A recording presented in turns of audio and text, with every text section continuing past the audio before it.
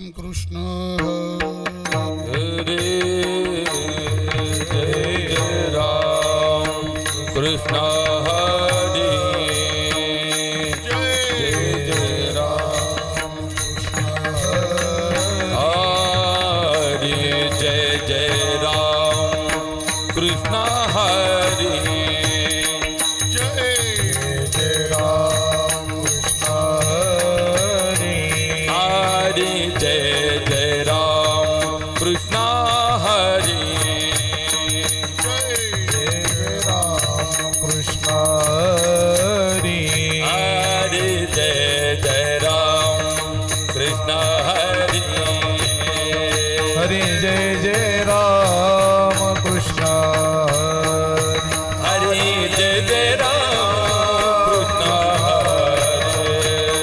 हरे जय राम कृष्ण हरे हरे जय राम कृष्ण हरे जय राम कृष्ण जय राम कृष्ण हरे जय राम कृष्ण जय राम कृष्ण हरे जय राम कृष्ण हरे जय राम कृष्ण हरे जय राम कृष्ण जय राम कृष्ण हरे जय राम कृष्ण जय राम राम राम जय राम कृष्ण राम राम जय राम कृष्ण हरे रूप पाहता लोट सुख झाले ओ साजनी सुख झाले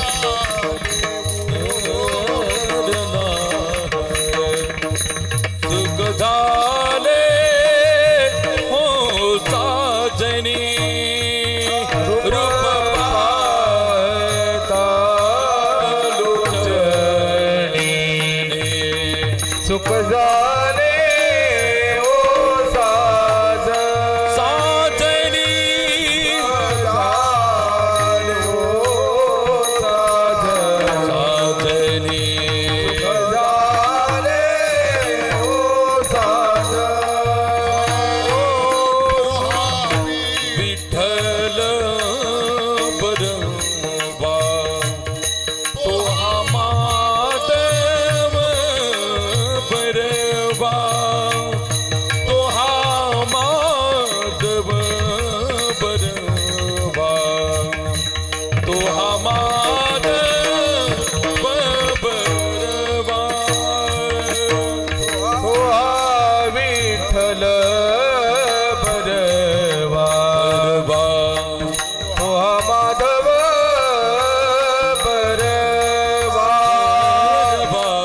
हो माधव बरवा हो माधव बरवा बहुताचो क्रोताची जोडी म्हणून विठ्ठली आवडी म्हणून विठ्ठली आवडी म्हणून विठ्ठली आवडी बहुता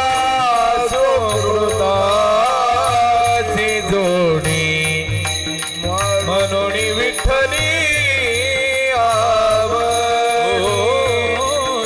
म्हणून विठ्ठली आवडी म्हणून विठ्ठली आवडी सुखाचे आगरे बाप रखुमा देवीवर हरिव सुखाचे आगर बाप रखुमा देवीवर सुखाचे आगर बाप रखुमा देवीवर हरिव सुखाचे आगर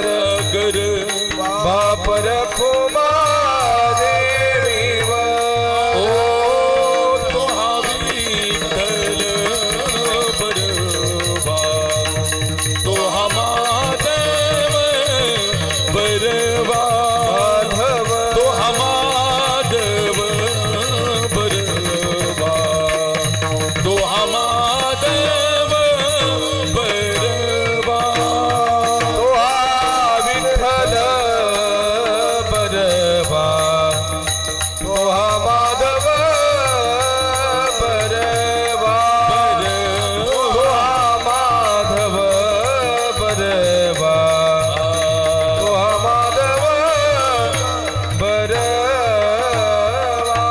जय राम कृष्ण जय जय राम कृष्ण हरि जय राम कृष्ण हरि जय राम कृष्ण हरि जय राम कृष्ण जय राम कृष्ण जय राम कृष्ण जय राम कृष्ण जय राम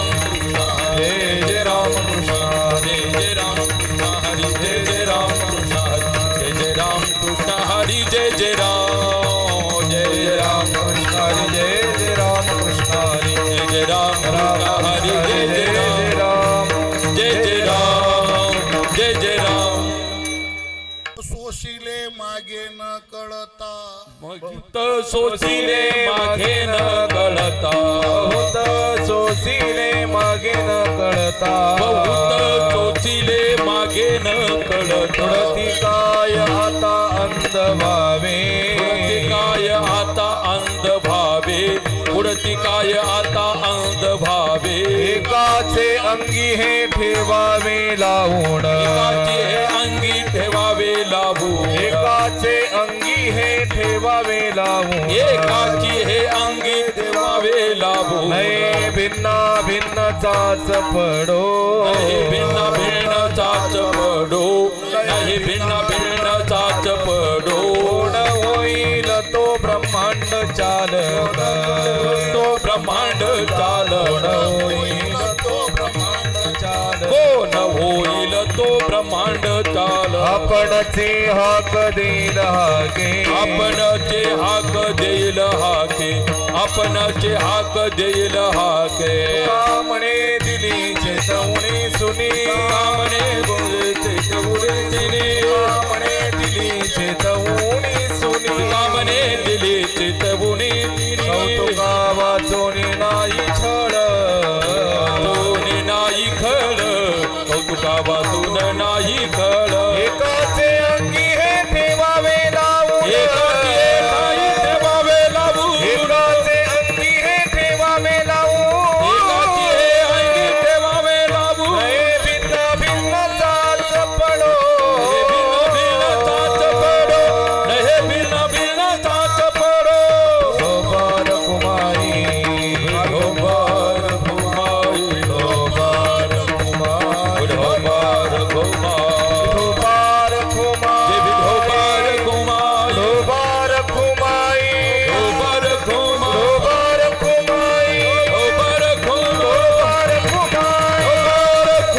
ढोबार घुमाई शोभार कुमारी ढोबार शोभार कुमारी ढोबार घुमाई ढोबार घुमाई ढोबार घुमाई देवी ढोबार घुमाई ऐ रखुमाई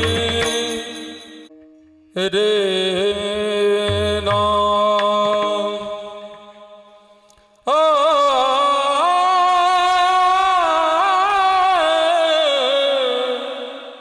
रे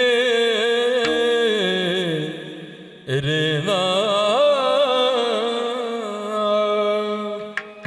बहुते चोचिले माघेने केडे बहुते चोचिले मार्गे ने केडे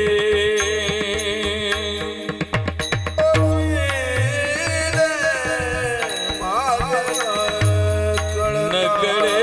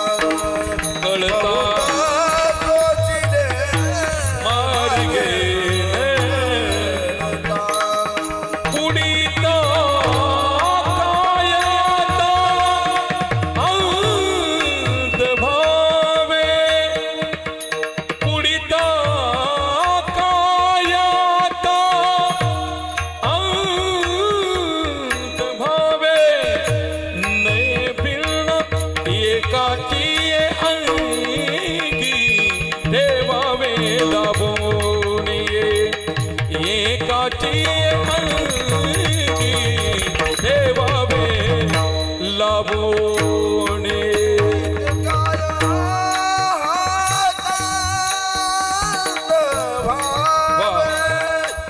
उडती काय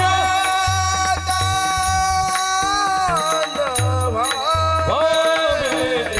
एकाची अंगी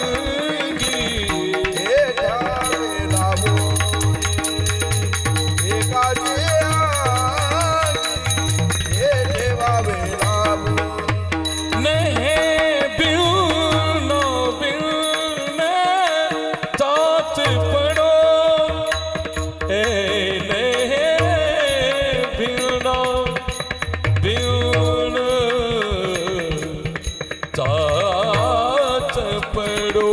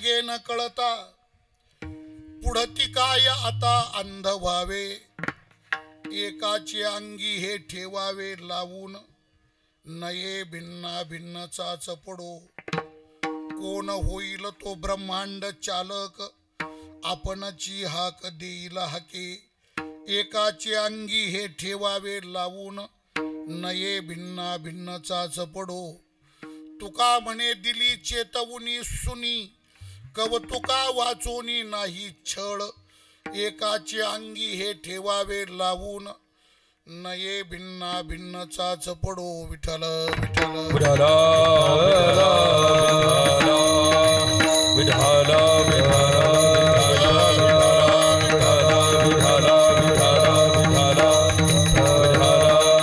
पांडुरंगा करू प्रथम नमन दुसरे कराना चाताचिया दुसरे कराना चाताचिया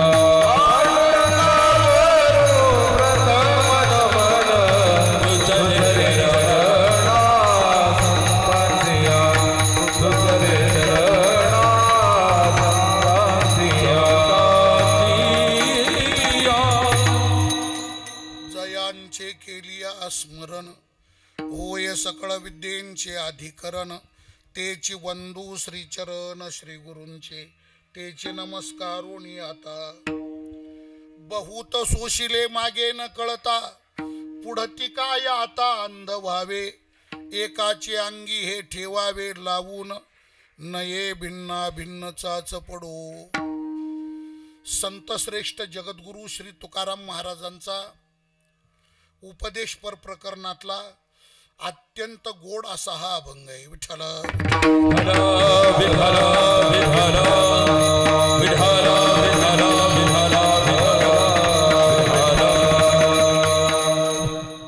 या उपदेशपर अभंगामध्ये जगद्गुरु श्री तुकाराम महाराज खेद व्यक्त करतात महाराजांनी या अभंगामध्ये जो खेद व्यक्त केलेला आहे तो अतिशय तीव्र स्वरूपाचा आहे अतिशय तीव्र अतिशय तीव्र अतिशय तीव्र स्वरूपाचा महाराज या अभंगामध्ये खेद व्यक्त करतात तुकाराम महाराजांच्या गाथ्यामध्ये खेद व्यक्त करणारे खूप अभंग आहे खेदाच्या संबंधाने विचार प्रगट करणारे म्हणजे खेद व्यक्त करणारे महाराजांच्या गाथ्यामध्ये खूप अभंग आहे कधी महाराजांनी देवाविषयी खेद व्यक्त केलेला आहे काही अभंगामध्ये महाराजांनी स्वतःविषयी खेद व्यक्त केलेला आहे काही अभंगामध्ये महाराजांनी जगताविषयी खेद व्यक्त केलेला आहे आणि काही अभंगामध्ये महाराजांनी जीवात्म्याच्या संबंधाने खेद व्यक्त केलेला आहे जीवाच्या संबंधाने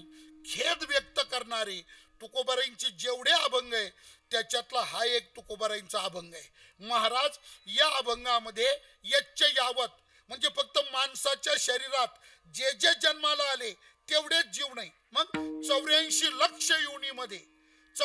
लक्ष योनीमध्ये जन्म मरणाचं अविरत अखंड परिभ्रमण करणारे जेवढेच्या जेवढे जीव या सगळ्या जीवमात्राच्या संबंधाने खेद व्यक्त करतात जगद्गुरु तुकाराम महाराज विठ्ठल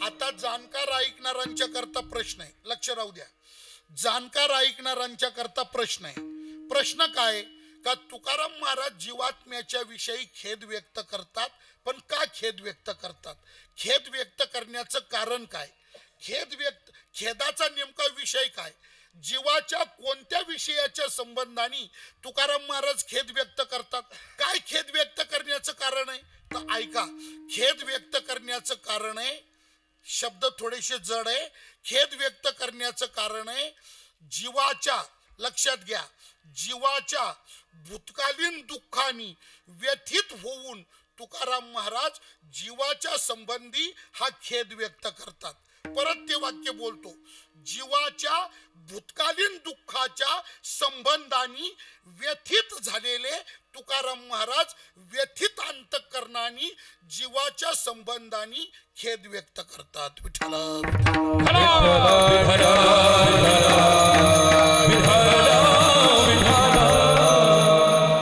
याचा अर्थ असा आहे का तुमच्या, माझ्या, आपल्या सर्वांच्या आणि इतर सर्वच सजीव सृष्टीतल्या जीवांनी आतापर्यंत किती दुःख भोगलंय, किती दुःख भोगलंय, किती दुःख भोगलंय.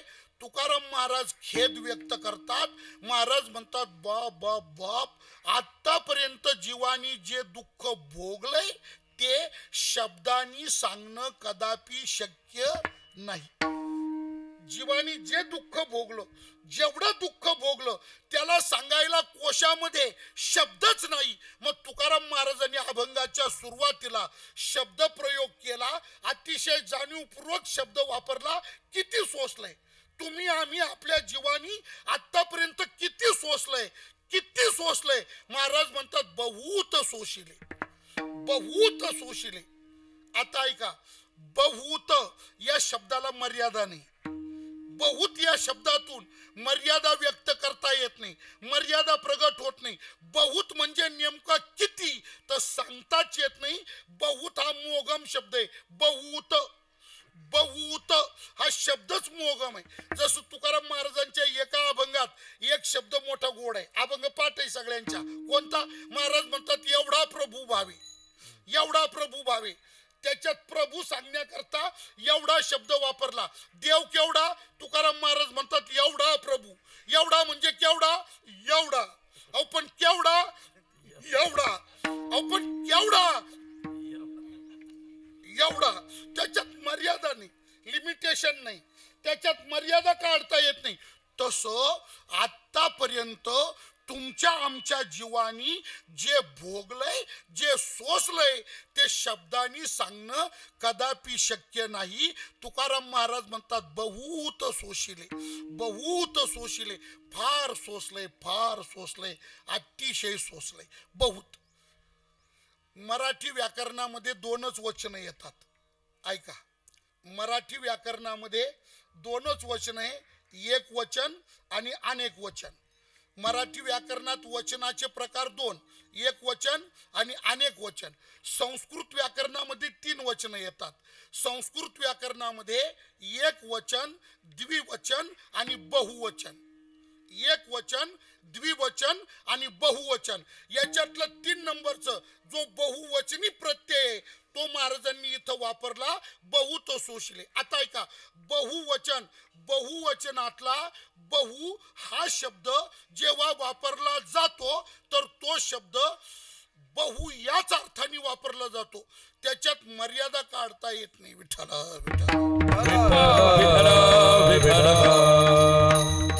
जाऊ द्या, जास्त किचकट करण्यापेक्षा सोपं बोलू का? काय या बहुताबद्दल बोलायचं ठरलं ना, बहुत म्हणजे नेमकं किती, आतापर्यंत किती सोसलं, किती सोसलं. महाराज बहुत म्हणजे नेमकं किती सोसलं सांगता येत नाही, म्हणून तर बहुत शब्द वापरला. आणि या बहुताबद्दल बोलायचं ठरलं तर असं मोगमच बोलावं लागतं. बहुत म्हणजे किती? बहुत म्हणजे फार, फार म्हणजे किती? फार म्हणजे लय, लय म्हणजे किती? लय म्हणजे खूप, खूप म्हणजे किती? खूप म्हणजे चिकार, चिकार म्हणजे किती? चिकार म्हणजे रगड, रगड म्हणजे रगड म्हणजे मांदाळ, मांदाळ म्हणजे मांदाळ म्हणजे मस, मस चालू दे संध्याकाळपर्यंत. त्याला ब्रेकच मारायचा नाही. किती सोसले, बाप रे बाप, किती सोसले सांगताच येत नाही. एवढं जीवानी आतापर्यंत सोसलंय. तुकोबाराय म्हणतात, बहुत सोशिले. विठ्ठला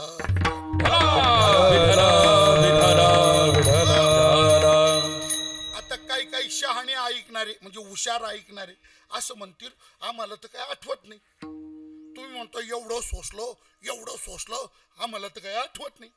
सध्या तर आम्ही खुशाल चंद आहे, आरामशीर आहे, आम्हाला तर काही आठवत नाही. म्हणून महाराजांनी दुसरं एक पद वापरलं, मागे. मागे बहुत सोशिले, पण मागे.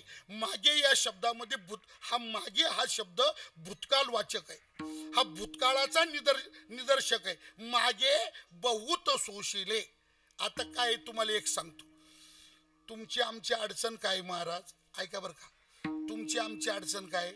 आपली अडचण अशी आहे, आपल्याला मागचं काही आठवत नाही, आपल्याला मागचं काही आठवत नाही आणि पुढचं काही कळत नाही. ही आपली अडचण आहे. मागचं आठवत नाही आणि पुढचं कळत नाही, याला अल्पज्ञ म्हणतात. तत्वज्ञानात याला शब्द कोणता आला? वेदांतात अल्पज्ञ. जो अल्पज्ञ असतो तो वर्तमान ज्ञाता असतो, वर्तमान ज्ञानी असतो. त्याला वर्तमान काळापुरतंच कळतं, मागचं आठवत नाही, म्हणजे त्याला भूतकाळ कळत नाही. भूतकाळ त्याला आठवतच नाही आणि पुढचं कळत नाही, म्हणजे त्याला भविष्यकाळ कळत नाही. ज्याला भूतकाळ कळत नाही, भविष्यकाळ कळत नाही आणि ज्याला वर्तमानापुरतं थोडंसंच कळतं, भासमात्र कळतं, वेदांत शास्त्र त्याला अल्पज्ञ अशी संज्ञा देतं. विठ्ठल विठ्ठल विठ्ठल विठ्ठल विठ्ठल. आणि तुम्हाला मी सांगतो ऐका, काय आपल्याला काही म्हणजे काही कळत नाही. माझा हा दावा आहे, आपल्याला म्हणजे सगळ्यांना काही म्हणजे काही कळत नाही, कळतच नाही आपल्याला काही. तुम्हाला जरी प्रत्येकाला वाटत असेल मी लई हुशार आहे, मी लई शहाणा आहे, मला लई कळतं, मी असं जरी तुम्हाला वाटत असलं तरी तुम्हाला सांगतो, आपल्याला काही म्हणजे काही कळत नाही, ही वस्तुस्थिती आहे बुवा. तुम्ही म्हणा आरोप करता, आरोप नाही करीत, मी तुम्हाला युक्तीनं सिद्ध करून देतो. विठ्ठल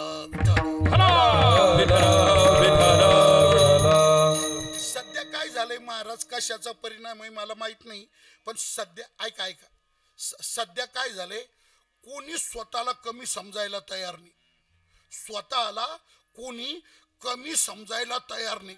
प्रत्येकाला असं वाटतं मी म्हणजे मी, मी म्हणजे मी. विठ्ठल विठ्ठल विठ्ठल विठ्ठल विठ्ठल. प्रत्येकाच्या मनात असा अहंकार आहे, हा भाव आहे. प्रत्येकाला वाटतो मी म्हणजे मी, मी म्हणजे मीच. स्वतः काही काही तर इतके शहाणे आहेत, आपल्यातले काही काही इतके शहाणे, अतिशहाणे, लई शहाणे. किती? काही काही तर इतके शहाणे, एक आणि अर्धा. काय काय काय काय दीडशे आणा, दीडशे आणा. स्वतःला कमीच समजत नाही.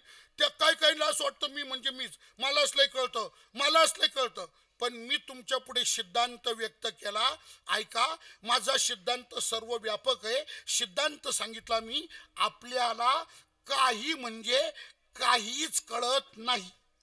आणि तुम्हाला वाटतं ना आम्हाला लई कळतं, सांगू का, देऊ का लक्षात आणून? तुम्हाला वाटतं ना आम्ही लई हुशार आहे, आम्ही लई पैसा कमवतो, आम्ही लई बंगले बांधले, आम्ही लई मीच लई, असं वाटतं ना तुम्हाला?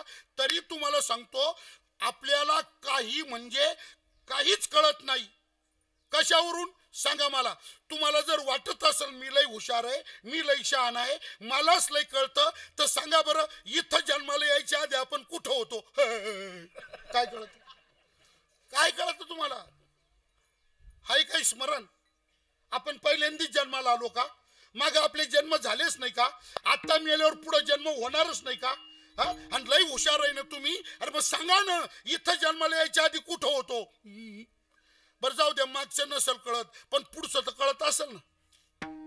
मागचं नाही कळत एखाद्याला, पण पुढचं. मग सांगा बरं, या शरीरात मेल्यावर आपला पुढचा जन्म कुठं होणार आहे?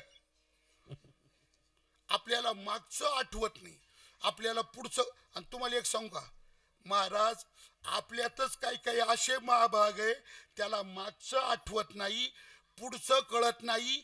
ते मरू द्या, काहींना सध्या काय चाललंय ते कळत नाही. बोला आता, सध्या काय चाललंय? आपण कोणत्या शरीरात जन्माला आलो, आपण कोणत्या जातीत जन्माला आलो, आपल्या जातीचं श्रेष्ठत्व काय, आपल्या देहाचं श्रेष्ठत्व काय, आपलं कर्तव्य काय, आपण केलं पाहिजे काय, आपण करतो काय.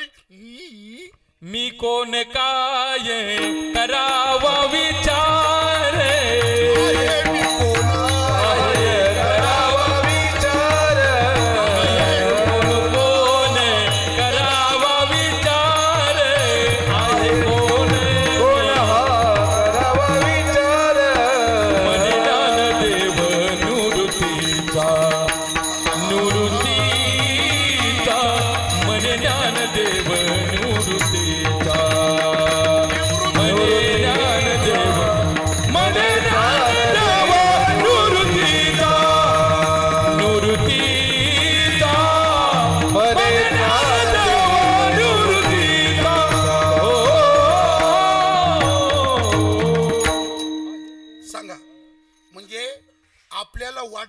आपल्याला लय कळतं पण हा भ्रम आहे आपला. काय बौद्धिक बुद्धीचा काय आपला भ्रम आहे भ्रम. आपल्याला का ज्ञानोबरायांचा अभंग दिला महाराजांनी, आहे मी कोण हा करावा विचार म्हणे. यालाच विवेक चूडामणी ग्रंथामध्ये श्रीमद आद्य शंकराचार्यांनी याच ज्ञानोबरायांच्या प्रमाणाचा तंतोतंत अनुवाद एका श्लोकामध्ये असा केला, को अहम कथमिदम जातम को वै कर्तास्य विद्यते उपादानं किमस्ति ह विचार स्वयमेदृशः. विचारम स्वयं ईदृशः. हाच विचार आहे का कोणाकडं? को अहम कोण आहे मी, कोण आहे मी, कथमिदम जातम कुठं जाण्याकरता आलोय मी, कुठं जायचंय मला, कर्म करून मला पोहोचायचंय कुठं. को अहम एक, कथमिदम जातम को वै करता. कोण आहे माझा करता, उपादानी करता कोण आहे, निमित्त करता कोण आहे, कर्त्यानी मला कशा करता जन्माला पाठवलंय, कशा करता मला निर्माण केलंय. को वै करता उपादानं किमस्ति ह विचार. आणि याच शंकराचार्यांच्या श्लोकाचा मराठी अनुवाद म्हणजे ज्ञानेश्वर महाराजांचा अभंग, आहे मी कोण हा करावा विचार. कोण बोलतं म्हणे ज्ञानेश्वर निवृत्तीचा. मला काय बोलायचं आहे का, म्हणजे मी तुम्हाला हे सांगतो, आपण मागे कुठं जन्माला होतो कळत नाही, पुढे कुठे जन्म होणार आहे कळत नाही, सध्या काय चाललं कळत नाही. याचा अर्थ काय झाला होता, आपल्याला काही म्हणजे जाऊ द्या, हे जन्मांतरातलं भूत भविष्य वर्तमान बोललो. आता एका जन्मातलं बोलतो, एका जन्मातलं भूत भविष्य वर्तमान बोलतो. कोणतं ऐका. तुम्हाला वाटतं ना आम्ही लय हुशार आहे, तुम्हाला वाटतं ना आम्हाला लय कळतं. सांगा बरं बालपणी तुमच्याकडून सगळं काय काय झालेलं आहे आठवतं काही? बालवयामध्ये आपण काय पराक्रम केले आठवतात का? काही काही गोष्टी घरात आई बाप बोलतात म्हणून आपल्याला कळतं. आई दुसऱ्या बाईला सांगती लहानपणी लय असा होता, लय तसा होता, लय उड्या मारायचा, लय खोडखोर होता, लय, त्याच्यातून काय सगळं कळतं का आपल्याला? मग बालपणी काय आपल्याला कळत नाही. बरं जाऊ द्या, मागचं कळत नाही. सांगा बरं पुढं म्हातारपणी आपलं काय होणार आहे ते तरी कळतं का? डायबिटीस होणार आहे का, बीपी वाढणार आहे का, लकवा कळतं काय? नकळे पुढीला होणार भूत भविष्य विचार. नकळे पुढीला होणार भूत भविष्य वर्तमान. हे नकळे पुढीला होणार भूत भविष्य विचार. हे तार वर्णने लागे सर्वथा सर्वथा सर्वथा. महाराज म्हणतात न कळे, पुढील होणार न कळे, भूत भविष्य विचार न कळे. पुढील होणार सांगा, म्हातारपणी आपलं काय होणार आहे माहितीये का? बालपणी काय झालं माहितीये का? तरुणपणात काय करायला पाहिजे ते तरी कळतंय का? आणि मी तर म्हणतो हे सगळं बाजूला राहू द्या, याच्यापेक्षा तरी तुम्हाला वाटतच असेल आम्हाला लय कळतं, तर मी तुम्हाला विचारतो, कीर्तन संपलं ना आम्ही निघून गेलो का जेवायला जे थांबणार आहे ना त्यांना तुम्ही असं विचारा महाराजांनी अभंग कीर्तनाला कोणता घेतला होता. हे सगळे बसलेले, स्त्रियांना विचारा, पुरुषांना विचारा. कीर्तन आता सांगा, आत्ताच ऐकलेला कीर्तनाचा अभंग ज्याच्या ध्यानात राहत नाही आणि तो स्वतःला शहाणा समजतो, कोणत्या कोर्टात न्यावं? काय आपल्या भ्रम आहे भ्रम. मला फार कळतं हा आपला म्हणजे जीवाचा भ्रम आहे भ्रम. याच्यापेक्षा जाऊ द्या, मी तर म्हणतो ते कीर्तन राहू द्या बाजूला. एकदम सोपं सांगतो, तुम्हाला वाटतं ना आम्हाला कळतं. सांगा बरं काल दुपारी कोणती भाजी खाल्ली? तरी काही काही न डोकं खाजवावं लागतं. कालची भाजी कालची भाजी आज आठवत नाही. अरे काल खाल्लेलं कालवण ज्याला आज आठवत नाही आणि तो स्वतःला शाहजूक समजतो, केवढा मोठा भ्रम आहे हा. हा भ्रम आहे. मला तुम्हाला काय बोलायचं आहे ऐका. महाराज आपल्याला मागचं आठवत नाही, आपल्याला पुढचं कळत नाही, म्हणून आपण भोगलं ते आपल्या लक्षात येत नाही. खेद व्यक्त कोण करतंय ऐका, खेद व्यक्त कोण करतंय? क्रांतदर्शी तुकोबाराय कोण आहे? क्रांतदर्शी. क्रांतदर्शी म्हणजे ऋतुंभरा प्रज्ञावंत. तुकाराम महाराजांची प्रज्ञा कोणती आहे? ऋतुंभरा प्रज्ञा. ऐका, ऋतुंभरा प्रज्ञा या प्रज्ञेचा अर्थ असा सांगितलाय, ऋतुंभरा प्रज्ञा ज्या बुद्धीला, ज्या प्रज्ञेला देशाचं आणि काळाचं बंधन राहत नाही, जी प्रज्ञा सर्व काळात चालते ऋतुंभरा, जी प्रज्ञा सर्व देशात चालते तिचं नाव आहे ऋतुंभरा. विठ्ठल विठ्ठल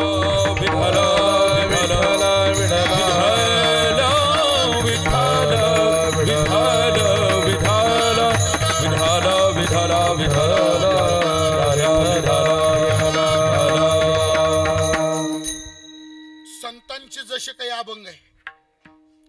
ऐका बाबा कलियुगाची थोरी, पुत्र तो होईल पित्याचा वैरी, भ्रतार सोडून घरोघर फिरतील नारी. हे भविष्य आहे महाराज, संतांनी सांगितलेलं भविष्य आहे. आणि आज 2024 ला तंतोतंत खरं ठरत चाललेलं आहे. ऐका बाबा कलियुगाची थोरी, भ्रतार सोडून घरोघर फिरतील नारी. आलंय तिथपर्यंत. पुत्र तो होईल पित्याचा, चाललंय घराघरात. याला ऋतुंभरा प्रज्ञा म्हणतात. जी प्रज्ञा करोडो वर्ष काय घडणार आहे ते आधीच सांगून ठेवती, ही ऋतुंभरा प्रज्ञा. करोडो वर्ष मागे काय झालं ते वर्णन करती, ती ऋतुंभरा प्रज्ञा. असे ऋतुंभरा प्रज्ञावंत तुकाराम महाराज, त्यांना त्यांचंही कळतं, त्यांना आपलंही कळतं. ते तुकाराम महाराज जीवानी भूतकाळामध्ये जे दुःख सहन केलं त्या दुःखाच्या स्मरणाने व्यथित झाले आणि त्यांनी खेद व्यक्त केला.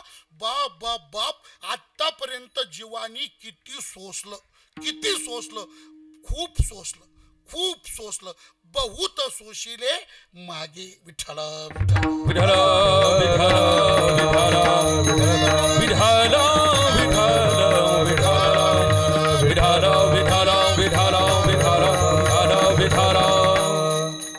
अजून एक चिंतन करतो महाराज.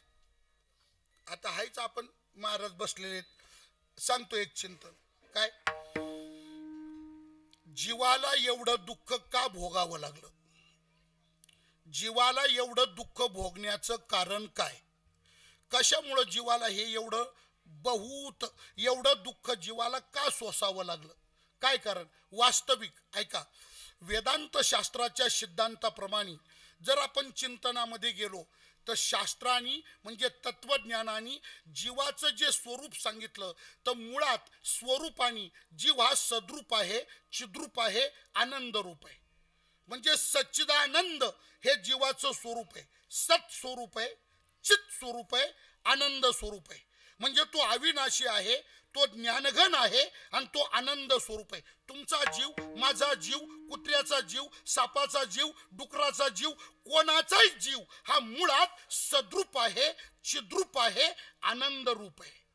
मग आता प्रश्न असा आहे बघा, काय, मुळातच आनंद स्वरूप जर जीव आहे, आनंद हेच जर जीवाचं स्वरूप असेल, तर प्रश्न असा आहे का आनंद रूप असलेल्या जीवाला एवढं भयंकर दुःख का सोसावं लागलं? याचं कारण काय? विठ्ठल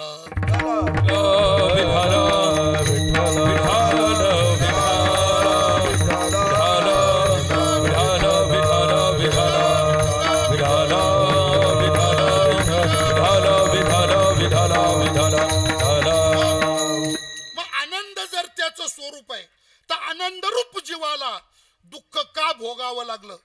काय कारण? मग ऐका, त्याचं कारण सांगतो. जीव आनंद रूपच आहे, वाद नाही. ऐका ऐका ऐका ऐका ऐका थोडं बाजूला घेऊन जा. नाही हो, त्या बाळाला थोडं बाजूला घेऊन जा. तिकडे थोडं बाजूला घेऊन जा, ते स्वयंपाकाचं तिकडं.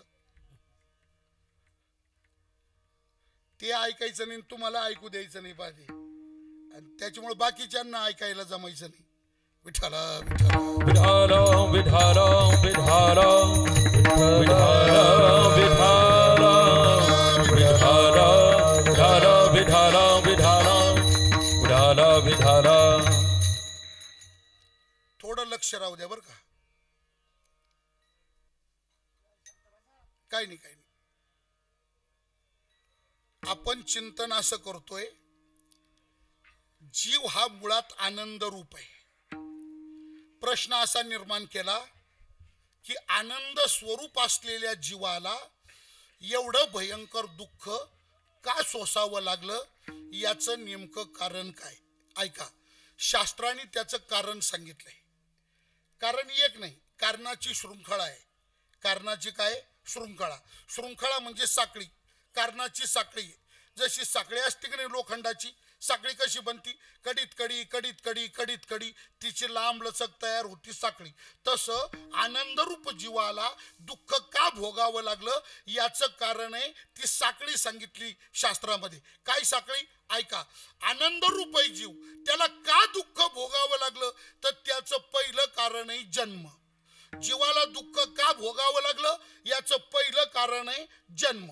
बरोबर. मग जीवाला दुःख भोगायला कारणीभूत ठरणारा जन्म जीवाला का घ्यावा लागला, त्याचं कारण आहे कर्म. दुःख का भोगावं लागलं, जन्माला आला म्हणून. बर, दुःखरूप जन्म का घ्यावा लागला, तर कर्म केलं म्हणून. बरोबर. जन्माला कारण कर्म, त्यांनी का बरं केलं, तर त्याचं कारण आहे अज्ञान. कोणतं अज्ञान, स्वस्वरूपाचं अज्ञान. को अहम, मी कोण, या स्वरूपाचं मूळ अज्ञान. ऐका, अज्ञानामुळं कर्म झालं, कर्मामुळं जन्म झाला, आणि जन्माला आल्यामुळं आनंदरूप जीवाला दुःख भोगावं लागलं. मग दुःखाचं पहिलं कारण काय, जन्म. दुःखाचं पहिलं कारण आहे जन्म. एक मिनिट ऐका, जन्मालाच आला नसता तर कोणत्याच दुःखाचा काही संबंध नसता. हा पाहुणा रुसला, तो पाहुणा फुगला, तो आमंत्रण देऊन आला, जन्मच नाही तर फुगाफुगीचं कारणच नाही ना. जन्मच नाही तर कोणत्याच प्रकारचं आधी दैविक, आधी भौतिक, आध्यात्मिक कोणत्याच प्रकारचं दुःख त्याच्या समोर यायचं कारण नाही. मग दुःख का भोगावं लागलं, त्याचं कारण जन्म. आता एक सांगतो ऐका, जन्माच्या अवस्था आहे, जन्माच्या 7-8 अवस्था आहे जन्माच्या. आणि ऐका बरं का, जन्माच्या सगळ्या अवस्था केवळ दुःख स्वरूप आहे. शब्द काय वापरला मी, केवळ दुःख स्वरूप. केवळ म्हणजे निव्वळ दुःख, निव्वळ दुःख, फक्त दुःख, दुःख दुःख दुःख, दुःखाशिवाय काहीच नाही. जन्माची कोणती अवस्था पहा, ती फक्त दुःख स्वरूप आहे, फक्त दुःख रूप आहे ती. मग जन्माच्या अवस्था आहे 7-8 अवस्था आहे. आता तुम्हाला ऐका, सगळ्या अवस्था तुम्हाला माहिती आहे, सगळ्या अवस्था तुम्हाला माहिती आहे. त्यांच्याकडे माईक नसून त्यांचं आपल्यापर्यंत येतं, आणि आपल्याला माईक असून त्यांच्यापर्यंत जात नाही. केवढं मोठं दुर्दैव आहे ना महाराज. विठ्ठला विठ्ठला विठ्ठला विठ्ठला विठ्ठला विठ्ठला. तुम्हाला एक मिनिट खरं सांगतो महाराज, हे असे जे कार्यक्रम असतात ना, वर्ष श्राद्ध, पुण्यतिथी, घरभरणी, माऊंद, हे जे कीर्तन राहतात ना, हे कीर्तन म्हणजे बळच अमृत पाजायचा धंदा आहे हा. बळच अमृत पाजायचा. कारण याच्यात आहे ना 90% पाहुणे राहतात, आणि बरेच पाहुणे या भानगडीतले नसतात. त्यांचा याच्यामुळं ना इलाज होतो. बस त्याला उतानं पाडायचं, छातीवर गुडघा टोचायचं, नाक दाबून तोंड उघडून त्याच्या तोंडात कोंबायचं, बळच कोंबायचं. हे बळच अमृत पाजायचा धंदा आहे. त्यांना चाड नाही, त्यांना घेणं देणं नाही, कोण बोंबलं तर कशाला बोंबलं तर त्यांना काही. आणि त्यांचं हे बा, ज्ञानोबाराय म्हणतात, जो जे तिचे गौरव नेणे तयाशी ते भेंगुळ वाणी. विठ्ठला विठ्ठला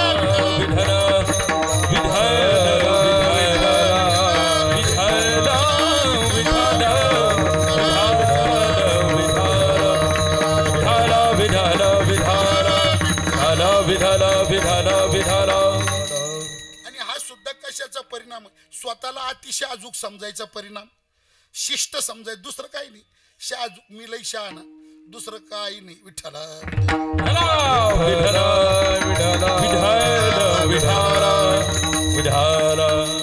याच्याकरता तुकोबराईचा अभंग गोड आहे बघा. संतापाशी बहु असावी मर्यादा, संतापाशी बहु असावी मर्यादा, संतापाशी बहु असावी मर्यादा, धंदा उरा फोडी, फलकटाचा धंदा उरा फोडी, फलकटाचा धंदा उरा फोडी. माणसाने कमीत कमी कुठं नम्रता धरली पाहिजे, कुठं विनम्र राहिलं पाहिजे, कमीत कमी एवढं तरी कळालं पाहिजे. तुकाराम महाराज म्हणतात संतापाशी बहु असावी मर्यादा, फलकटाचा धंदा उर फोडी. विठ्ठल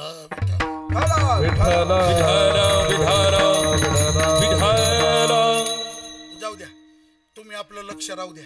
एवढे आहे ना, ते चालूच राहणार आहे. जाऊ द्या, तुम्ही लक्ष आहे ना तुमचं, तुमचं लक्ष आहे ना? हा, लक्ष आहे ना? सगळ्यांचं लक्ष आहे ना? वा, असेच माणसं पाहिजे राव. कुठपर्यंत आलं होतं? तुम्ही लक्ष राहू द्या, हा, तुमचं लक्ष राहू द्या. असेच माणसं पाहिजे कीर्तनाला. लक्ष राहू द्या. विठाला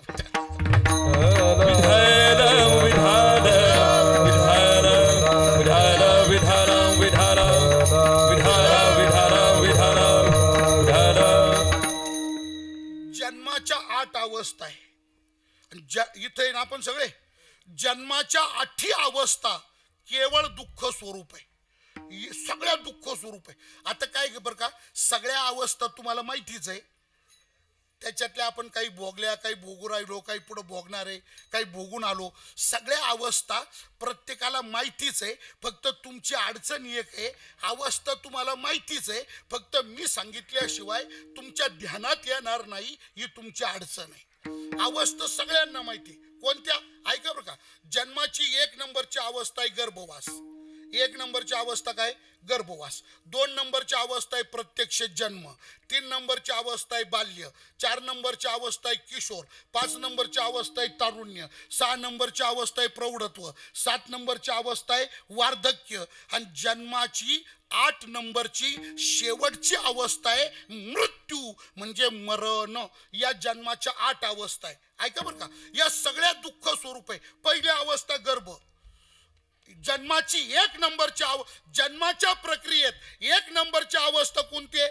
गर्भवास. आता सांगा, आईच्या पोटामध्ये ज्यावेळी जीव राहतो, मला तुम्ही सांगा तिथं काय आनंद आहे, काय सुख आहे, काय वर्णन केलंय संतांनी? गर्भी असता तिला दंड, वरती पाय खाली तोंड, वरती पाय खाली तोंड, वरती पाय खाली तोंड. गर्भी असता तिला दंड, वरती पाय खाली तोंड, वरती पाय खाली तोंड, वरती पाय खाली तोंड.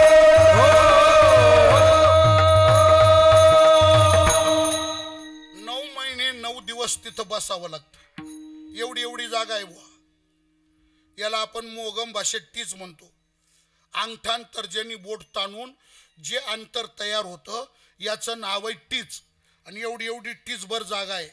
एवढूशा टीचभर जागेमध्ये आईच्या पोटात, एवढूशा टीचभर जागेमध्ये त्या बाळाला बसावं लागतं.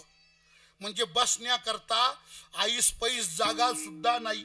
असा कीर्तनात बसला मांडी घालून फटकल मारून, अशी जागा आहे का? आईस पैस आगळ पगळ जागा नाही. इतकी जागा, टीचभर जागा. आणि बरं त्या टीचभर जागेत असं जे बसलो ना आपण, असं नाही बसता येत. महाराजांनी गोड प्रमाण दिलं. कसं बसावं लागतं? खाली डोकं वर पाय. गर्भी असता दिला दंड, वरती पाय, वरती पाय आणि खाली तोंड. म्हणून पोरग जन्माला येताना डोक्याच्या बाजूनी त्याचा जन्म होतो. असे क्वचित पोर आहे ते पायाच्या बाजूनी येतात. म्हणून पायाच्या बाजूनी ज्याचा जन्म होतो त्याला आपल्या समाजात म्हटलं जातं पायाळू. पायाच्या बाजूनी जन्म होतो तो पायाळू, आणि डोक्याच्या बाजूनी जन्माला येतो तो बर डोकाळू. तो डोकाळू, पण जास्त करून डोकाळू जास्त राहतात, पायाळू कमी राहतात. डोकाळू का? त्याचं कारण आहे वरती पाय खाली तोंड. म्हणून डोकाळूची संख्या असो शीर्षासन उलट बसावं लागतं. बर बर बर महाराज इतकं पॅक आहे ते गर्भाशय जे आहे ना आईच्या पोटातलं गर्भाशय इतकं पॅक आहे इतकं पॅक हवा यायला किंचित जागा नाही किंचित जागा नाही. बर ते गर्भाशय कुठे जठराग्नीच्या जवळ आहे. जठराग्नीच्या जवळ गर्भाशय. तो जठराग्नी जेव्हा प्रदीप बर गर्भाशयात काय त्या बाळाच्या भोवती सगळं पाणी आहे. त्या गर्भाच्या भोवती काय सगळं पाणी आणि जेव्हा जठराग्नी प्रदीप्त होतो तेव्हा गर्भाशयातलं पाणी उकळतं. पाणी उकळतं इतकं उकळतं तर तुम्हाला नाही कळणार कदाचित पुरुष मंडळीला पण माता माऊल्यांना कळल किती उकळतं तर कुरडयाच्या घाटा एवढं उकळतं पाणी उकळतं आणि ते पाणी उकळलं का त्याच्यामध्ये तो गर्भ उकडून निघतो. उकडून येतं लक्ष तुमच्या नाही करू सोपं. बटाटा पाहिलं ना तुम्ही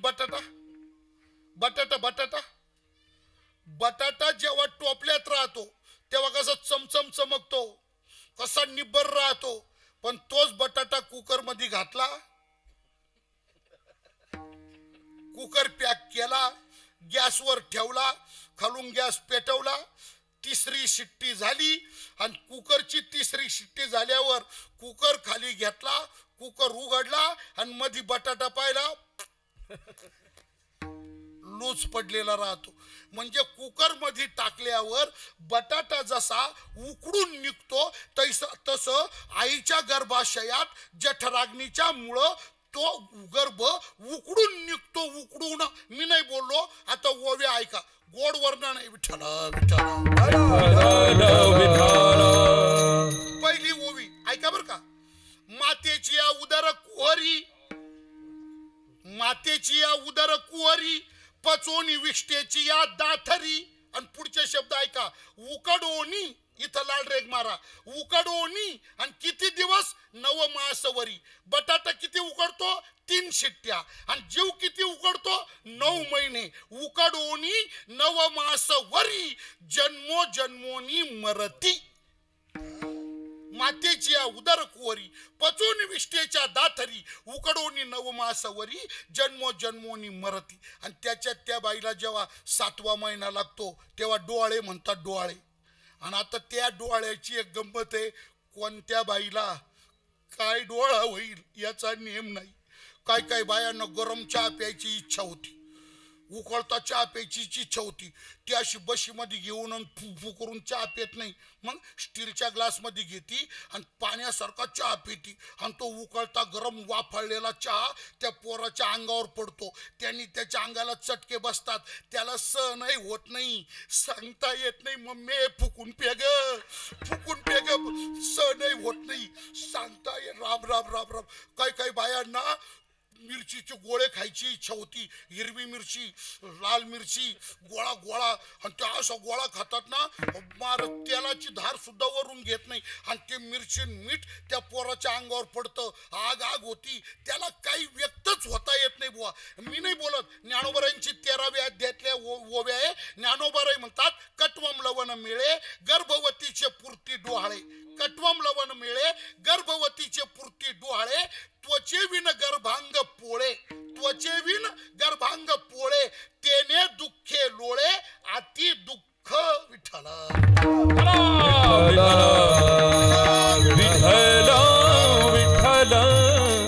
आता काय दुःख याचे काय सांगू गर्भीची यातना काय सांगू गर्भीची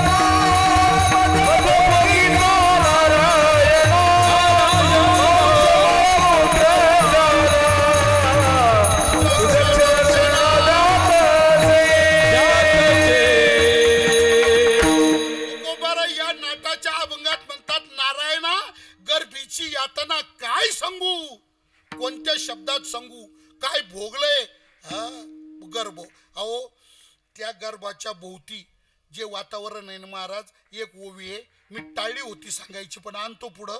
त्या गर्भाशयात पोरग राहतं, ते पाणी राहतं आणि त्या पाण्यामध्ये काय राहतं, काय राहतं, काय राहतं, घाण, कृमी, किडे. आणि ते किडे कुठं बसतात, त्या पोराच्या कानाच्या छिद्रात, डोळ्याच्या छिद्रात, नाकाच्या छिद्रात, नाही तोंडाच्या छिद्रात.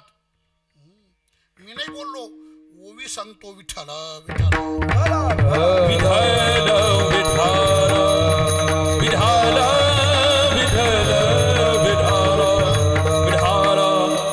विष्टालेप चहूकडे. आई जे अन्न खाती त्याचा जो मळ बनतो सगळ्यात त्याच्या भोवत. विष्टालेप चहूकडे, नाकी तोंडी कृमी किडे. ऐका पुढचे शब्द. गर्भवासाचे दुःख गाढे, तेव्हा कवना पुढे सांगावे, काय सांगू गर्भीची यात.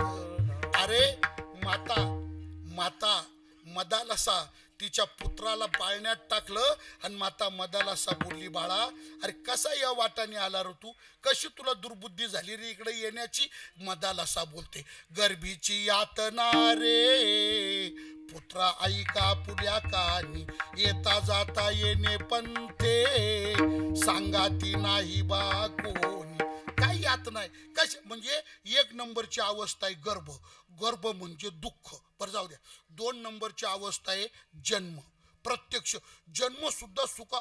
आता काळ बदलला महाराज, या 20-25 वर्षात काळ बदलला. म्हणजे आता विज्ञान प्रगत झालं, भागाभागात कॉलेज झाले, मेडिकल कॉलेज झाले, डॉक्टरनी वाढल्या, दवाखाने वाढले. त्याच्यामुळे आता वातावरण हे शेजारची पद्धत आता आली.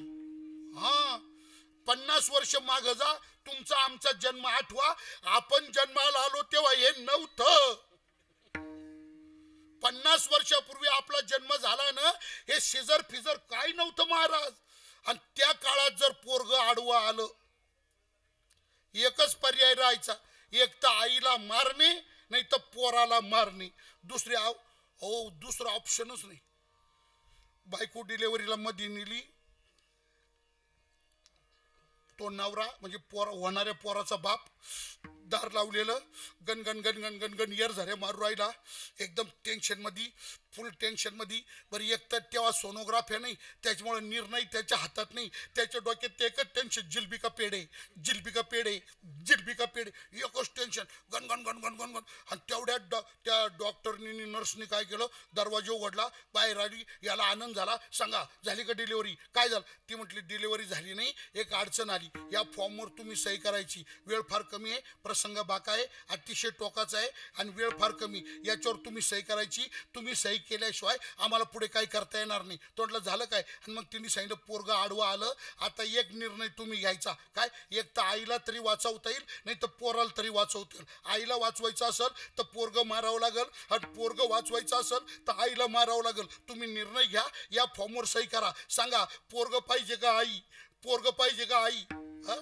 म्हणजे पोरग वाचवायचं का आई वाचवायची, म्हणजे पोरग मेलं चालेल का आई मेल, जाऊ द्या. तुम्हाला काय वाटतं बरं, सहज बसल्या बसल्या तुमचं काय मत आहे बुवा. अहो तुम्हाला बुचकाळ्यात पाडीत नाही मी, फक्त पोरग वाचलं पाहिजे का आई वाचली पाहिजे, सहज. तुम्हाला काय वाटतं. हा आई पुन्हा बदलायचं नाही. हा एकच चान्स, पुन्हा बदलायचं नाही. आई वाचली पाहिजे ना, आई वाचली पाहिजे ना. म्हणजे तुमच्या उत्तराचा अर्थ आहे पोरग मेलं तरी चालल, बरोबर ना. हाच अर्थ ना, पोरग मेलं तरी चालल, आई मात्र वाचली पाहिजे. बर, आपल्या जन्माच्या टायमाला आपल्या बापाने असा निर्णय घेतला असता तर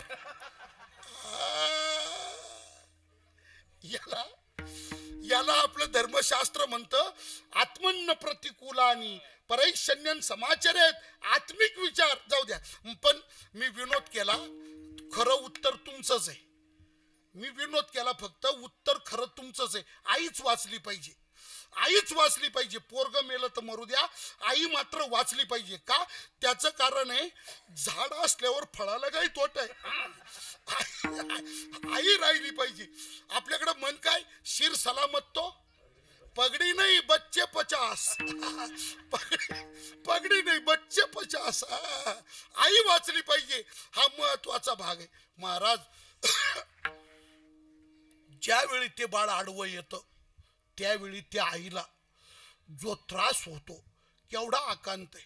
मदालसा माता पोराला उपदेश करताना बोलली पाठ आहे सगळ्यांच्या. 9 मास कष्टलिसी 10व्यानी प्रसूत झाली येताची कर्म जाड तुझी मान अडकली. काय झालं आकांतु ते जननीये दुःखे दाये मोकली स्मरे त्या हरी हरा द्याई श्रीकृष्ण माऊली पर्ये दे मदालसा सोहम जो जो रे बाळा. मग जाऊ द्या आपल्याला काय बोलायचंय.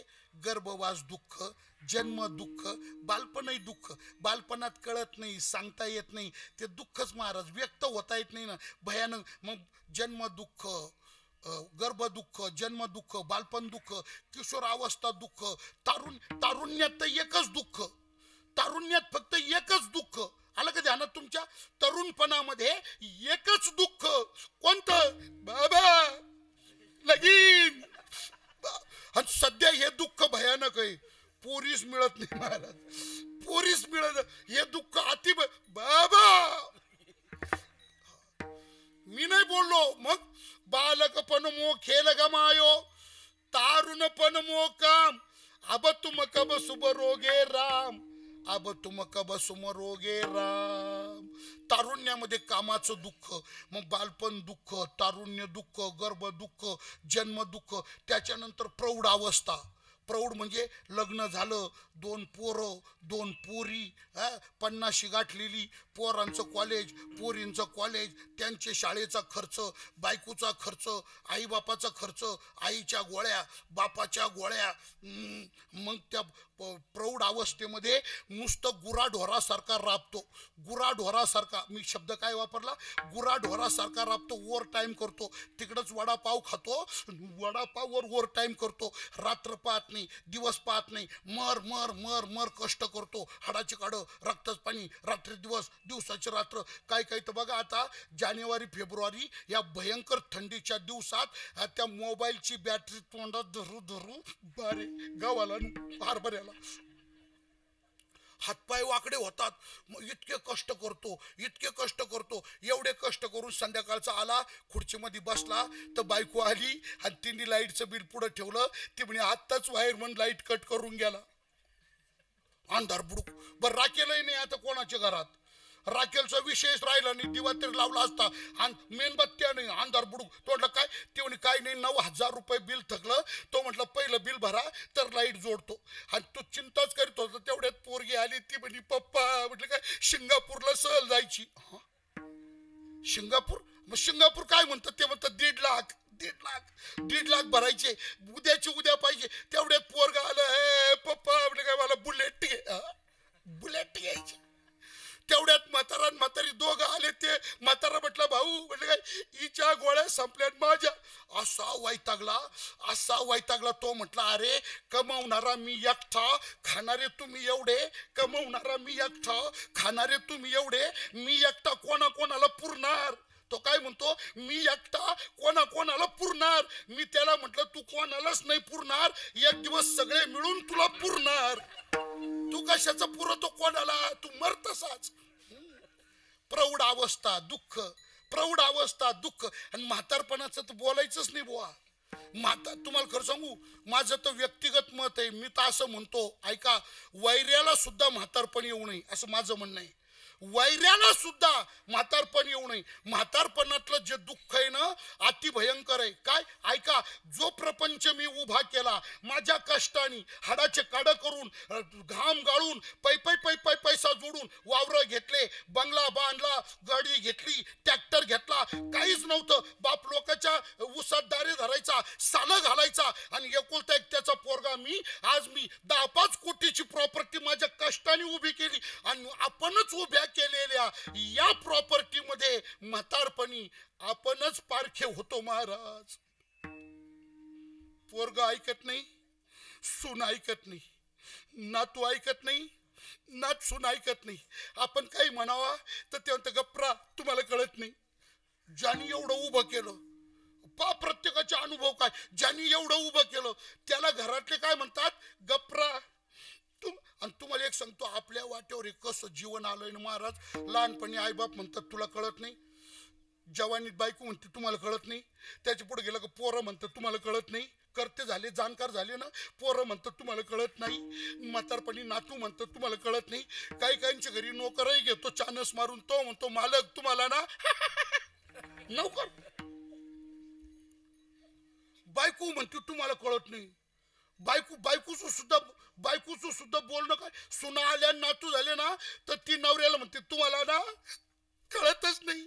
आणि एक मिनिट आहे का, हे काही तुमच्याच घरात असं नाही, हे काही फक्त तुमच्याच घरी असं नाही. मग 5-5, 10-10 हजार लोकांपुढे कीर्तन करणारा महाराज कीर्तन करून घरी गेला का बायको म्हणते तुम्हाला ना कळतच नाही.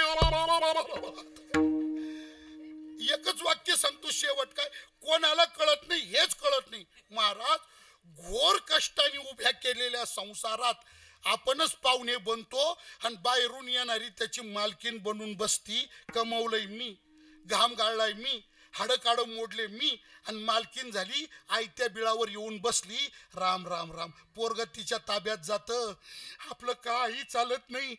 काय चाललं, नुसतं घुबडावाडी पाहावं लागत, घुबडावाडी. तुकाराम महाराजांचा शब्द असा आहे, याच्यापेक्षा मरण भले परी काय अवकाळ आईशी. विठ्ठला विठ्ठला ऐका बर का, म्हातारपण दुःख आणि शेवटी मरण तर दुःखच आहे. मरण तर दुःख, जन्म आणि मरण याच्यासारखं भयंकर दुःख जीवाला दुसरं कोणतंच नाही. तुकोबारायचा अभंग गाठ्यात असा आहे, जन्म मरणा परते दुःख आणि कोणते सांग पा. मग एक मिनिट ऐका, गर्भ दुःख, जन्म दुःख, बाल्य दुःख, किशोर दुःख, तारुण्य दुःख, वार्धक्य दुःख, मृत्यू दुःख, म्हणजे जन्माच्या सगळ्या अवस्था दुःख स्वरूप आहे. आणि जीवाला, आनंद रूप जीवाला का दुःख भोगावं लागलं, याचं पहिलं कारण आहे जन्माला आला म्हणून. का दुःख भोगलं, जन्माला आला म्हणून. अरे पण जन्माला का आला, तर कर्म करून ठेवलं होतं म्हणून. कर्म भोगण्याकरता त्याला जन्माला यावं लागतं. हा कर्मशास्त्राचा सिद्धांत. केले कर्म झाले त्यांची भोगाले, उपजले मेले आईचे किती, उपजले मेले आईचे किती.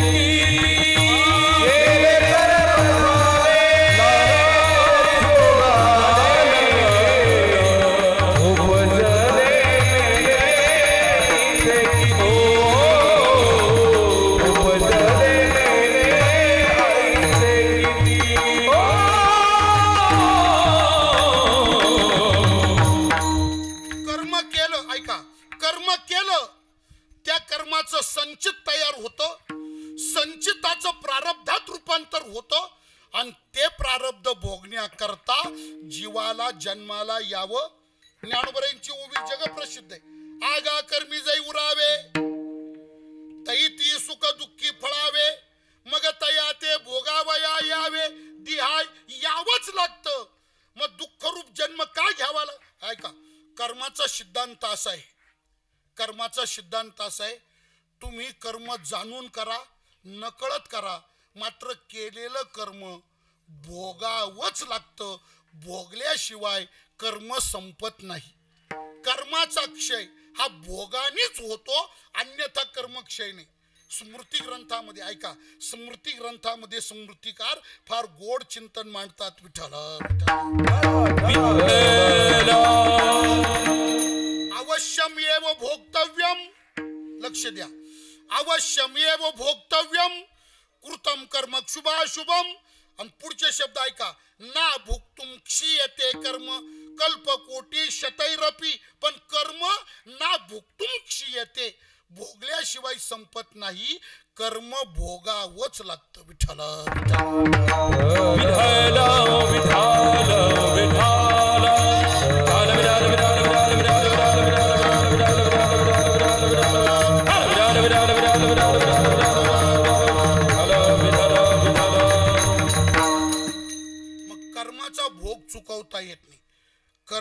भोगावंच लागतं. आणि ऐका, त्याच्यातला बारकावा फार गोड आहे महाराज, लक्षात घ्या. किती वाजले? 11:15. 12:30 पर्यंत आहे ना. विठोबा रखुमाई विठोबा रखुमाई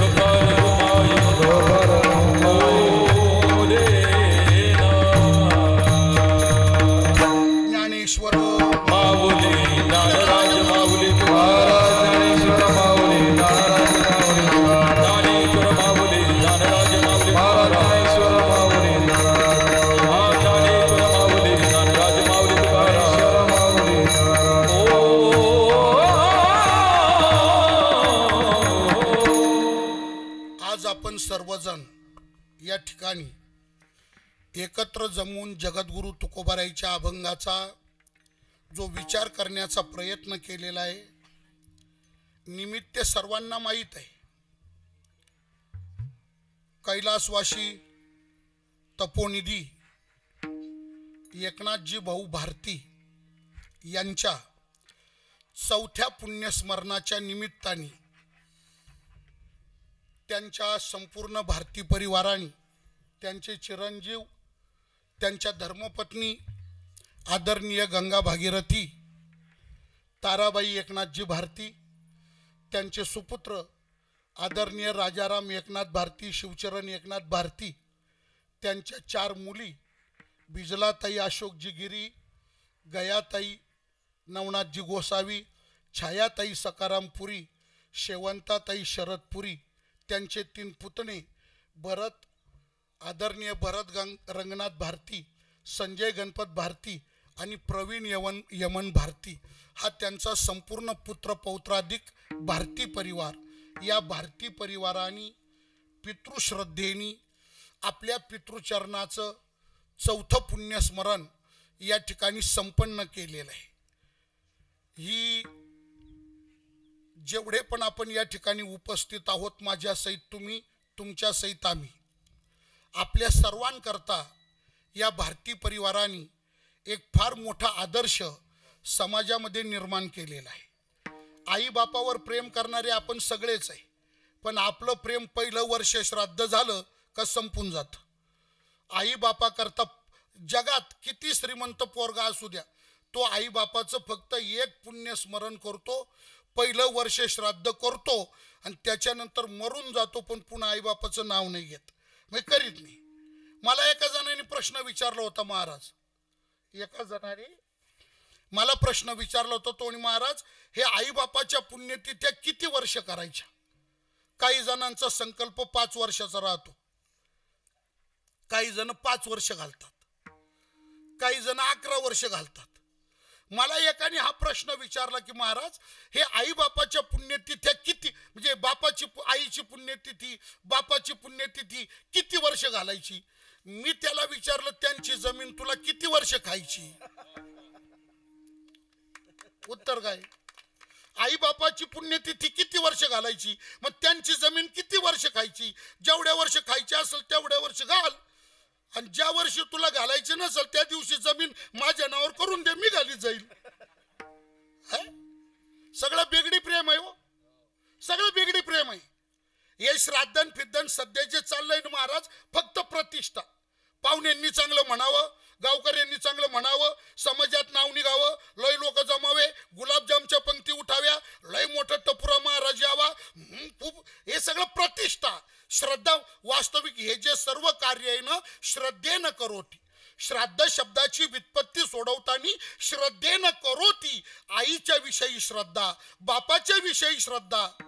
आणि सांगतो ऐका, जोपर्यंत आपल्या शरीरामध्ये प्राण आहे तोपर्यंत मुलांनी आणि मुलींनी आई बापा करता काही ना काहीतरी दान धर्म करीत राहिला पाहिजे.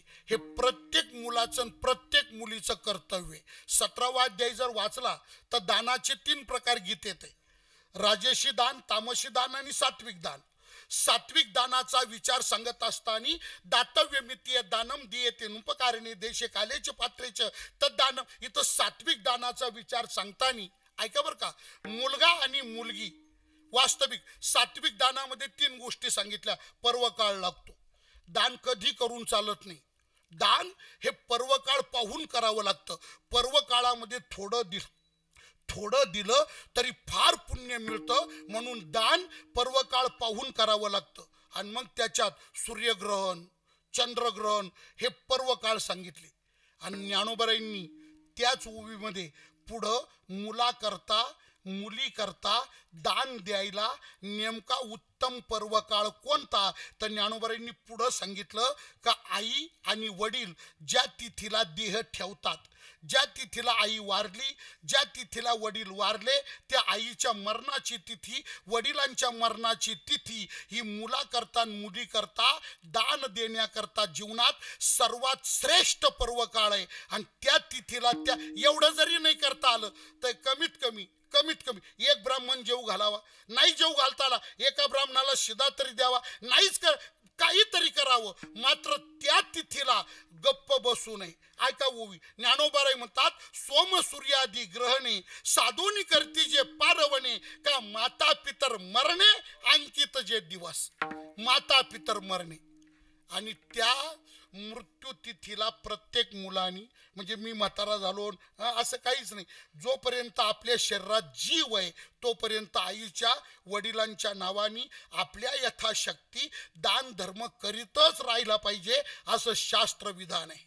आणि या शास्त्रविधानाला अनुसरून मला आनंद वाटला, खूप आनंद वाटला. आनंद 2 गोष्टींचा झाला. पहिली गोष्ट अशी का आंभोरे गावामध्ये एक असा परिवार आहे का तो परिवार आपल्या स्वर्गीय पित्याच्या सद्गती प्राप्ती करता मृत्यूच्या नंतर 4थ्या वर्षी सुद्धा लाखो रुपये खर्च करून आपल्या पित्याचं पुण्यस्मरण करतो असा परिवार आंभोरे गावात आहे. याचा मला आनंद झाला. आणि दुसरा आनंद होण्याचं कारण काय, हा परिवार माझ्या जातीत आहे याचा मला विशेष आनंद झाला. आम्ही एवढं फिरतो ना महाराज, महाराष्ट्रभर फिरतो, रोज रात्रंदिवस कीर्तन करतो. मी तर फार महाराष्ट्र, आता महाराजांना माहिती, आम्ही तर महाराष्ट्राच्या बाहेर जातो, कर्नाटकात जातो, आंध्रात जातो, MP जातो, गुजरातला जातो, खूप लांबपर्यंत जातो. पण बाकीच्या समाजात जाऊ द्या, पण आपल्या दशनाम गोसावी समाजामध्ये वडिलांची 4थी पुण्यतिथी करणारा हा पहिलाच परिवार माझ्या 40 वर्षाच्या आयुष्यात मी आज पाहिला. गोसावी समाजात सुद्धा पैशावाले कमी नाही महाराज, पैशावाल्यांना तोटा नाही. अमाप श्रीमंत माणसं आहे, पण दानत लागती, दानत श्रद्धा लागती हे करण्याकरता. आणि या परिवारानं इथं जमलेल्या ज्ञाती बांधवांकरता, ज्ञाती माते भगिनींकरता हा खूप मोठा आदर्श या कार्यक्रमातून या परिवारांनी निर्माण करून ठेवलेला आहे. महाराज, आई गेली बाप गेला आणि त्यांचा ना आपला संबंध संपला असं होत नाही. उलट सांगतो, त्यांचं जे ऋण आहे ना, त्यांचं ऋण आपण आपल्या जीवनाच्या शेवटच्या श्वासापर्यंत दान धर्म करून फेडीतच राहावं लागतं, तरी सुद्धा ते फिटत नसतं. पण या भारती परिवाराने, या बंधुद्वयानी अतिशय उत्तम निर्णय घेऊन आपल्या पितृचरणाचं 4th पुण्यस्मरण या ठिकाणी संपन्न केलेलं आहे. खूप आनंदाची गोष्ट आहे. त्या निमित्ताची कीर्तनरूपी सेवा समर्पित करण्याकरता आमच्याकडे सुपूर्द करण्यात आली. आदरणीय श्री हरिभक्तीपरायण नवनाथजी, बरोबर ना, नवनाथजी गोसावी यांच्या निमंत्रणातून ही सेवा आमच्याकडे सुपूर्द करण्यात आली. आणि त्याप्रमाणे निमंत्रणाचा स्वीकार केल्याप्रमाणे तुम्ही सर्व उपस्थित झालात, आम्ही उपस्थित झालो. या प्रसंगाला अनुलक्षून म्हणून जगद्गुरु श्री तुकोबारायच्या अभंगाचा आपल्या वेळेमध्ये जितका करता येईल तिथपर्यंतचा विचार करण्याचा यथामती प्रयत्न आपण या ठिकाणी केलेला आहे. आणि वेळ आपला पूर्णांश झाले ना, 12:15 वाजले. वेळ आपला पूर्णांशाने या ठिकाणी म्हणजे आता शेवटचं सगळं होईपर्यंत 12:15 होणारच आहे की नाही. तर या ठिकाणी वेळ आपला पूर्णांशाने संपलेला आहे. तेव्हा झालेली सगळी सेवा भगवंताच्या चरणी समर्पित करून सेवेला पूर्ण विराम देत आहे. उपस्थित आपल्या सर्वांच्या वतीनं शब्दसुमनांची आदरांजली म्हणून या कीर्तनरूपी सेवेच्या द्वारा अशा प्रकारचा सद्भाव व्यक्त करतो का या समस्त भारतीय परिवाराने आपल्या स्वर्गीय कैलासवासी एकनाथजी भाऊ भारती या स्वर्गीय पित्याच्या सद्गती प्राप्तीकरता चतुर्थ पुण्यस्मरणातून हा जो प्रयत्न केलेला आहे, ज्ञानदान, अन्नदान, पूजाविधी हा सगळा जो प्रयत्न केलेला आहे, या सर्व सत्कर्मातून जे पुण्य निर्माण असेल हे सगळं पुण्य भगवंताच्या कृपेनं एकनाथजी भाऊ यांच्या आत्मस्वरूपाला प्राप्त हो आणि या सर्व पुण्यप्राप्तीनं त्यांच्या आत्मतत्वाला परमात्म्याच्या स्वरूपात दीर्घकाल वास्तव्याकरता चांगल्या प्रकारची जागा परमात्मा देवो, अशा प्रकारची शब्दसुमनांची आदरांजली या ठिकाणी व्यक्त करतो. आणि जाता जाता सद्भावना पण सांगतो का या बंधुद्वयाकडून, या भारतीय परिवाराकडून समाजामध्ये आदर्श निर्माण करणारा हा चतुर्थ पुण्यस्मरणाचा उपक्रम या ठिकाणी जो संपन्न झाला, हा वर्षानुवर्ष या परिवाराकडून असाच चालत राहो, अशा प्रकारची सद्भावना या निमित्त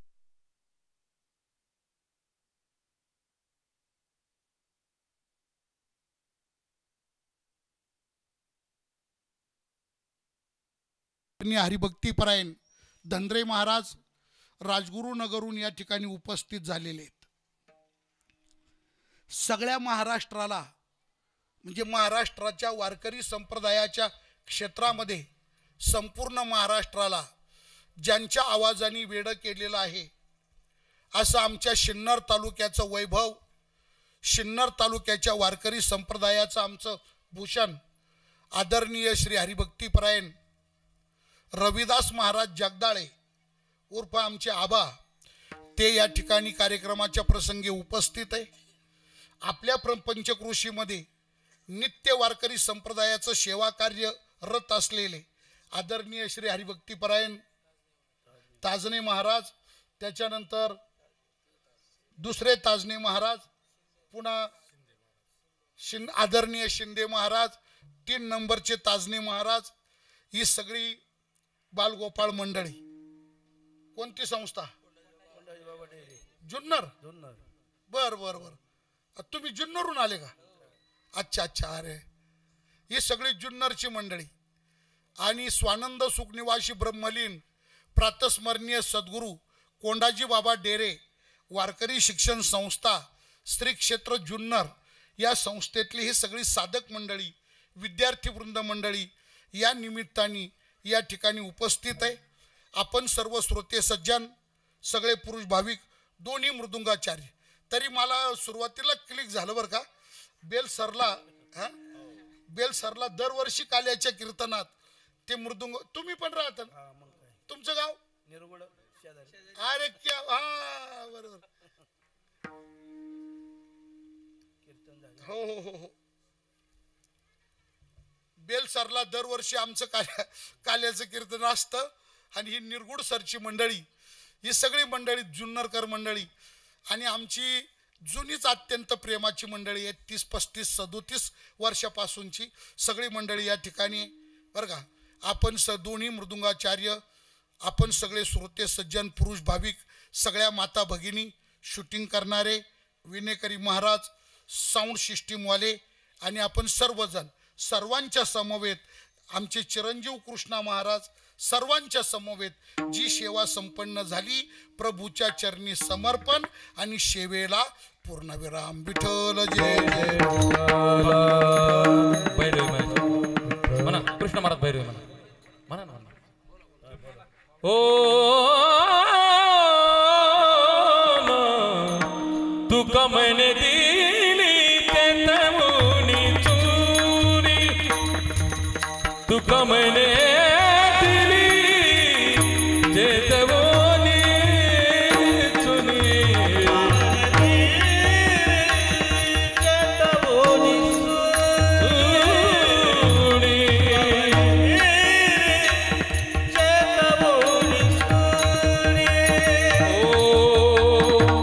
कौतुका वाचूनी नाही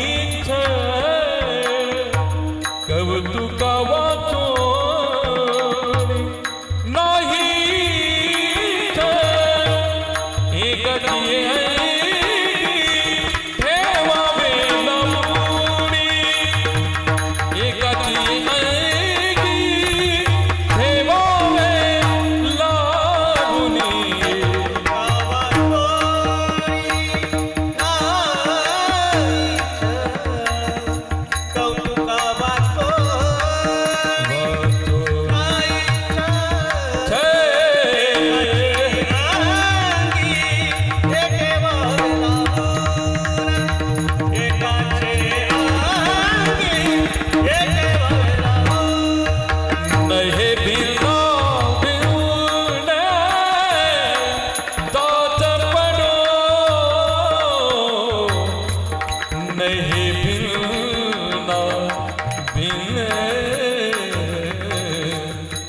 साथ पड़ो बिना नहीं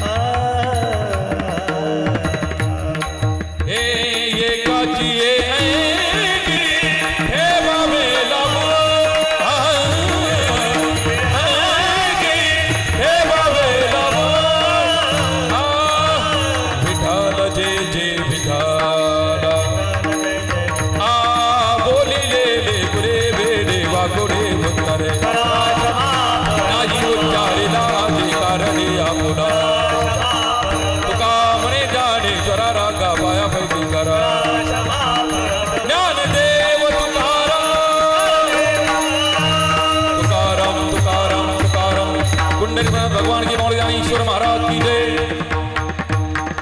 आता थोड्याच वेळात आरतीची तयारी करा, तोपर्यंत आपण आपल्या गोसावी समाजाचं भूषण आणि आपल्या समाजाला अतिशय वारकरी संप्रदायाचं एक प्रतिष्ठित नाव आपल्याच भागातील हरिभक्तपरायण पांडुरंग महाराज गिरी यांनी आपल्या या भारती परिवाराच्या निमंत्रणाला मान देऊन ही सेवा स्वीकारली आणि आपल्याला अगदी वेळ कमी पडला असं म्हणायला हरकत नाही। आणि या चिंतनापासून आपण या जीवनाचं सार्थक करून घ्यायला हरकत नाही।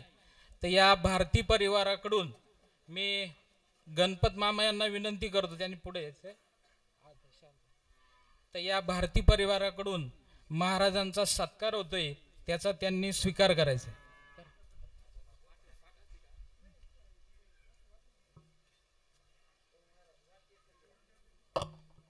सुद्धा या भारती परिवाराच्या निमंत्रणावरून याच भागातील अतिशय वारकरी संप्रदायाचे उत्कृष्ट गायनाचार्य रविदास महाराज जगदाळे यांचाही सत्कार होतोय, त्याचा त्यांनी स्वीकार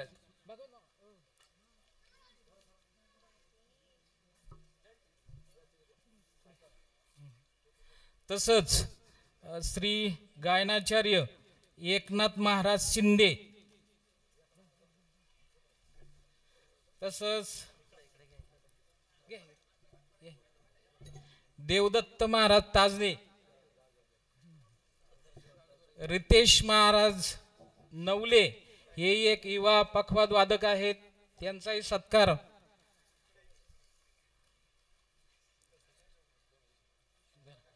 तसेच किसन महाराज ताजने,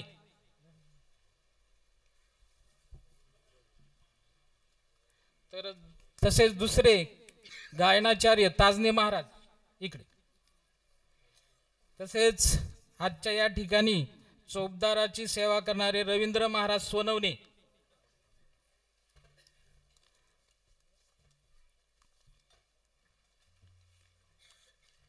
तसेच महाराजांसोबत आलेले आपलेच कृष्णा महाराज वावीकर,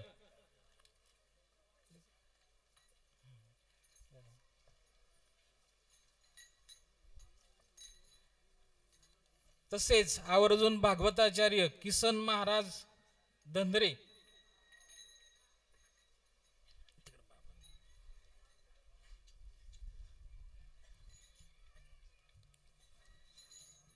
तसेच कोंडाजी बाबा आश्रम विद्यार्थी समूह श्री देवदत्त ताजने महाराज, हा गोविंद महाराज.